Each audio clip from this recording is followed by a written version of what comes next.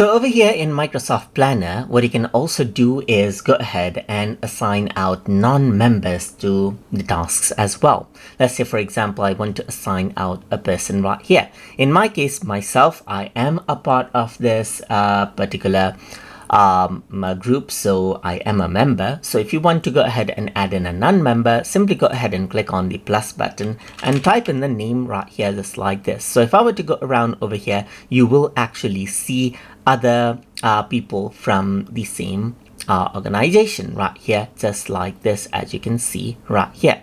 So you can see that you can go ahead and actually add that in right here, and now you can see that it says this user isn't a member of this plan, and assigning this task will add the user to this plan and its associated groups and memberships. This will give users access to all plan data, including files and teams and channels. So you can see that if I were to assign a task, then what happens is that this person now will be assigned for this particular task right here.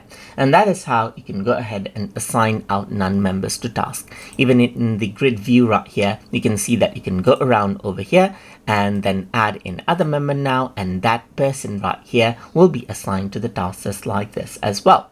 So that is how you can go ahead and assign non-members to tasks inside of Microsoft Planner.